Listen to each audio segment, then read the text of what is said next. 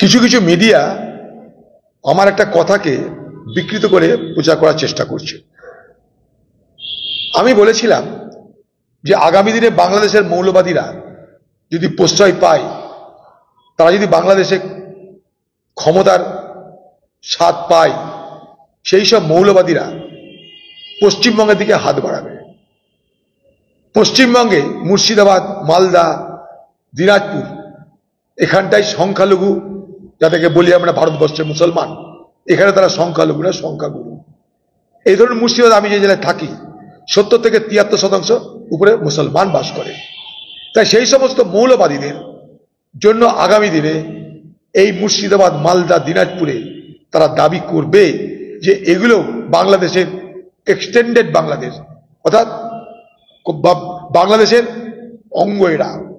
আমি কথা বলছি এই কারণে যে আমরা দেখেছি রাজনৈতিক অস্থিরতার সুযোগ নিয়ে, লক্ষ্য করে দেখুন, ইরাক, সিরিয়া, এই যে এলাকা, এইখানে জন্ম নিয়েছিল আইসিস। আইসিস জন্ম নিয়েছিল রাজনৈতিক অস্থিরতার সুযোগ নিয়ে। সেই আইসিসের লক্ষ্য ছিল কি? তাদের সাম্রাজ্য বাড়ানো। তাদের সাম্রাজ্যের নাম খালিফের সাম্রাজ্য। নতুন করে তারা বললো আমরা খালিফ হচ্ছি। ইসলাম ধর্মে খালিফ হওয়ার কোনো গল্প নেই।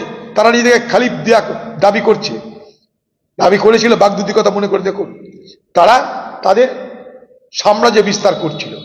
এটা হচ্ছে মৌলবাদের চরিত্র। ঠিক একই রকম ভাবে বাংলাদেশে আজকে যদি মৌলবাদকে রোখা না যায়, সেই মৌলবাদ আগামী দিনে তারা বলবে যে যেখানে মুসলমান বেশি সেটাই আমাদের রাজ্য। এক্সটেন্ডেড বাংলাদেশের কথা তাদের মুখে আসতে পারে, আমার আশঙ্কা, এখনো আশঙ্কা। একটা জার্মানি ওয়ার্ড আছে লেভেনস্ট্রাম, অর্থাৎ তারা জিওগ্রাফিক্যাল এক্সটেনশন চাইবে। একটা সময় এই মুর্শিদাবাদ জেলা 2 দিন পর স্বাধীন হয়েছিল, সেদিনও মৌলবাদীদের দাবি ছিল মুর্শিদাবাদ পাকিস্তানের অন্তর্গত, মনে করে দেখুন। কারণ এখানে মুসলমান সংখ্যায় বেশি ছিল, আজও মুসলমান সংখ্যায় বেশি। তাই সেই শক্তি যখন আবার নতুন করে বাংলাদেশে উত্থান ঘটাচ্ছে, সেই শক্তি যখন বাংলাদেশে উত্থিত হচ্ছে, সেই শক্তি যখন প্রকাশ বাংলাদেশে পাওয়া যাচ্ছে, সেই মৌলবাদকে যদি অচিরে সেই বাংলাদেশের মানুষ প্রত্যাখ্যান না করে, সেখানকার সরকারের মদতে সেখানে যদি সেই সমস্ত মৌলবাদীদের অবাধ বিচরণ ক্ষেত্র হয়, তাহলে আগামী দিনে অবশ্যই তারা লক্ষ্য করবে পশ্চিমবঙ্গ, যেখানে যেখানে মুসলমান সংখ্যাগরিষ্ঠ, তারা টার্গেট করবে মালদা, দিনাজপুর, মুর্শিদাবাদ, 24 পরগনার বিভিন্ন মুসলিম প্রধান এলাকা। এটা স্বাভাবিক, তাদের স্ট্র্যাটেজির কথা বলেছি আমি।